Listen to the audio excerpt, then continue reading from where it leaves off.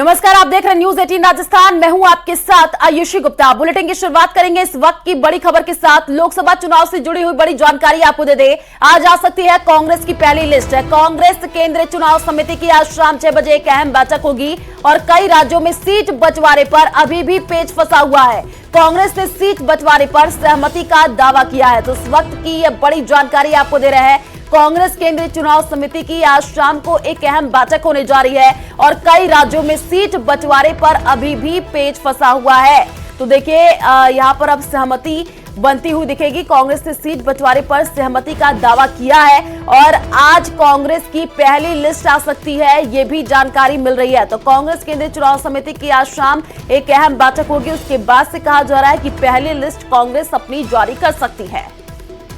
और बूंदी से बड़ी जानकारी आपको दे दें। बूंदी दौरे पर लोकसभा अध्यक्ष और केशवराव के दौरे पर ओम बिरला। आपको बता दें कि आज स्वदेश दर्शन योजना के कार्यों का शिलान्यास होगा। प्रधानमंत्री नरेंद्र मोदी और साथ ही सीएम इसमें वर्चुअली शिलान्यास करेंगे। डिप्टी सीएम दिया कुमारी, प्रेमचंद बैरवा भी इसमें शामिल होंगे। चंबल तट पर कार्यक्रम आयोजित होगा।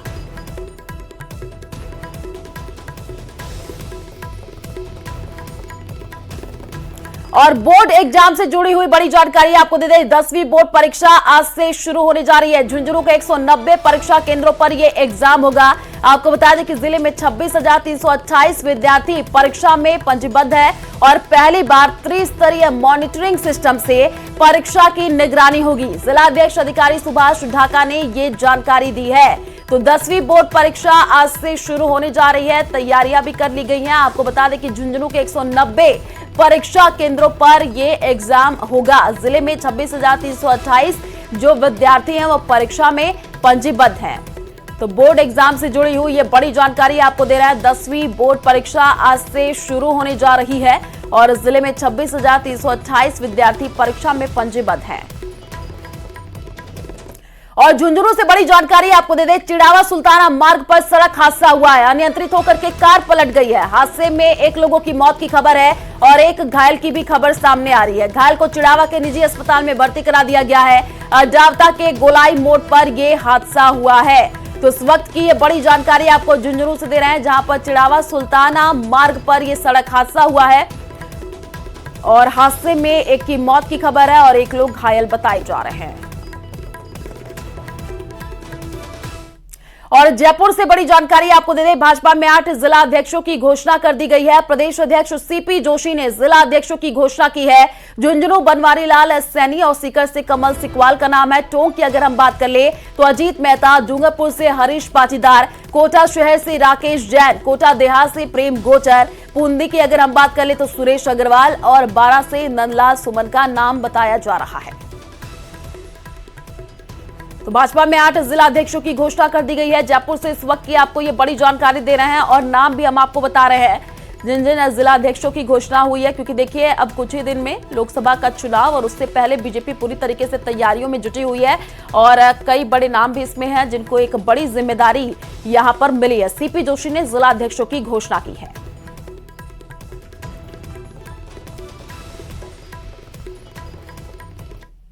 और जयपुर में करीब 30 साल बाद हुई नगर निगम हेरिटेज की दूसरी साधारण सभा की बैठक हंगामे की भेंट चढ़ गई। इतना ही नहीं, कांग्रेस के पार्षद भी 2 गुटों में बंट गए। हंगामे के बाद हेरिटेज निगम की बैठक अनिश्चितकाल के लिए स्थगित कर दी गई है। इसी पर देखिए रिपोर्ट।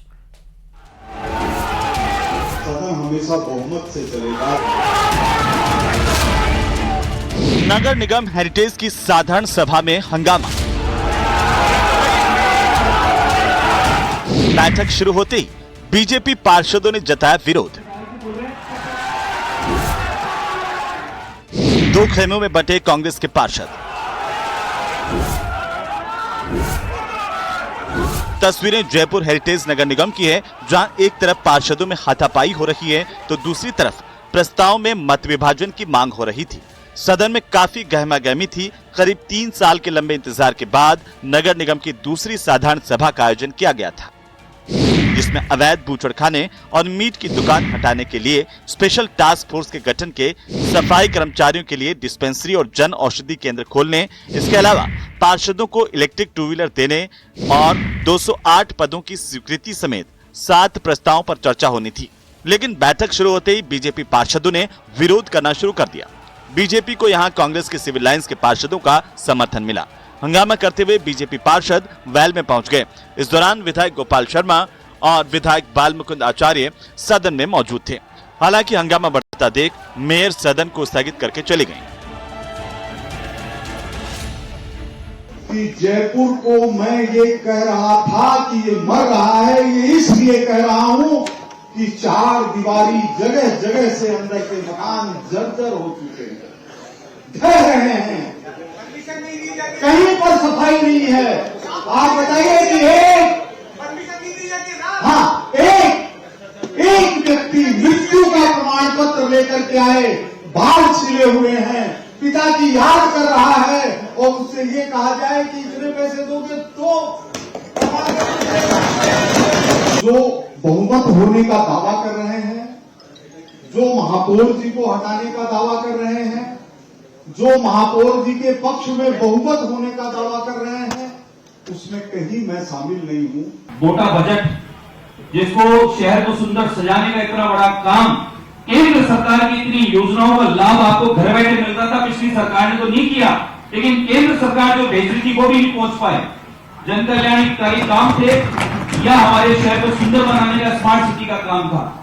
और आज तक हम अभी तक कचरे से जूझ रहे हैं, आज तक नालियों के लिए जूझ रहे हैं, आज तक हम लोग मवेशियों के लिए जूझ रहे हैं। लेकिन मैं आपको निवेदन कर देता हूं, यहां वो चर्चाएं करो जो शहर को तुरंत प्रभाव से स्वच्छ और स्वस्थ कर सके।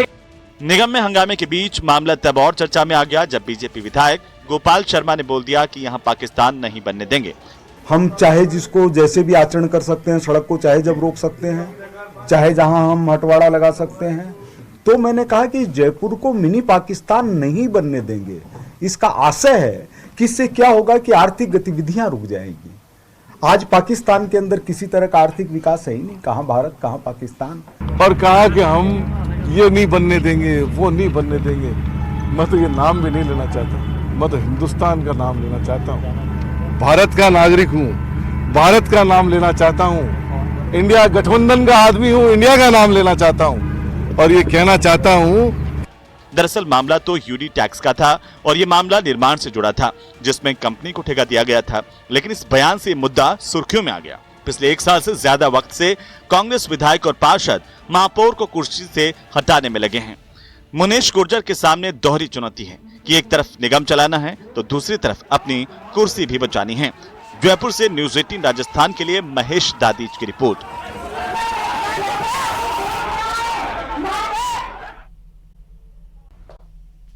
और अजमेर से बड़ी जानकारी आपको दे दें। आपको बता दें कि राजस्थान बोर्ड की परीक्षाएं आज से शुरू हो रही हैं। 10,62,341 परीक्षार्थियों ने पंजीयन करवाया है। सुबह 8:30 से 11:45 तक परीक्षा का आयोजन होगा और आधा घंटा पहले परीक्षा केंद्र पर पहुंचना होगा। अंग्रेजी विषय की परीक्षा के साथ शुरुआत होगी और 30 मार्च को परीक्षाओं का समापन होगा। 641 परीक्षा केंद्र पर कड़ी सुरक्षा के बाद से ये आयोजन होगा। तो इस वक्त की ये बड़ी जानकारी आपको दे रहे हैं। आज से देखिए परीक्षा शुरू होने जा रही है, तैयारियां भी कर ली गई है। पुलिस प्रशासन चप्पे चप्पे पर मौजूद है। राजस्थान बोर्ड की परीक्षाएं आज से शुरू होने जा रही हैं। 10,62,341 परीक्षार्थियों ने पंजीयन कराया है और सुबह 8:30 बजे से देखिए 11:45 तक परीक्षा का आयोजन होगा और आधा घंटा पहले ही परीक्षा केंद्र पर पहुंचना अनिवार्य है। अंग्रेजी विषय की जो परीक्षा के साथ ही आज शुरुआत होगी और 30 मार्च को परीक्षाओं का समापन हो जाएगा।